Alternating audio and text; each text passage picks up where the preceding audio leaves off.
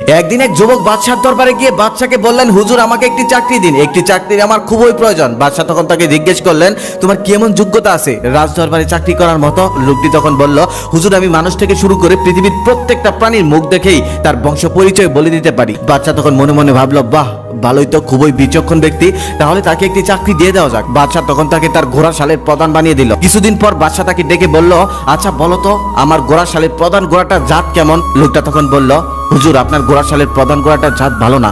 বাদশাহ এটা শুনে রেগে গেল, কারণ সে 1000 স্বর্ণ মুদ্রা দিয়ে ঘোড়াটা কিনেছে আর তাকে প্রত্যেকদিন অনেক ভালো ভালো খাবার খাওয়ায়, অনেক যত্নে সেটাকে পালে, এমনকি বাদশাহ সেই ঘোড়াতেই চলাফেরা করে। কিন্তু লোকটি তার কথাই অটুট রইল, বলল আপনার ঘোড়ার জাত ভালো না। বাদশাহ তখন সেই ঘোড়া বিক্রেতাকে ডেকে আনলেন, ডেকে এনে জিজ্ঞেস করলো, সত্যি করে বলো এই ঘোড়াটার জাত কেমন? তখন লোকটা কাঁপতে কাঁপতে বলল, হুজুর আমাকে ক্ষমা করুন, এই ঘোড়াটি অনেক ভালো জাতের ছিল, কিন্তু যখন ও ছোট্ট ছিল তখন ওর মা মারা যায়, তারপর থেকে আমি ওকে গরুর দুধ খাইয়ে বড় করেছি, এই জন্য ওর হাব ভাব একটু গরুর মতো হয়ে গেছে।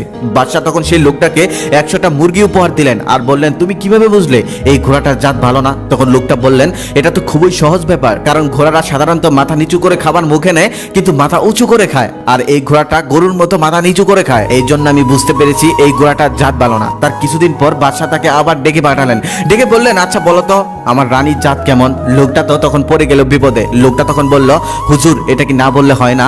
বাদশাহ তখন তাকে আরো চেপে ধরলো, তুমি কেন বলবে না, এটা বলতেই হবে।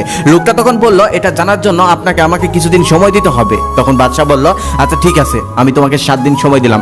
7 দিন পর আবার লোকটা হাজির হলো। বাদশাহ তখন বলল, 7 দিন তো শেষ, এবার বলো আমার রানীর জাতটা কেমন? লোকটা তখন বলল, হুজুর আগে আমাকে আপনার কথা দিতে হবে, আমার কথা শোনার পর যাচাই বাছাই না করে আপনি কোনো অ্যাকশনে যেতে পারবেন না, আমার উপরেও না রানীর উপরেও না। বাদশাহ তখন কথা দিল। লোকটা তখন বলতে শুরু করলো, হুজুর রানীমা কোনো রাজবংশের মেয়ে নয়, উনি একজন সাধারণ ঘরের মেয়ে। এই কথাটা শোনার পর বাদশাহ রেগে গেল, চিৎকার করে বলল, আমি নিজের চোখে দেখে, এমনকি আমার বাবা দেখে শুনে অন্য রাজ্যের একটা বাদশার মেয়ের সাথে আমাকে বিয়ে করিয়ে দিয়েছেন, আর তুমি বলছো সে কোনো রাজবংশীয় মেয়ে না।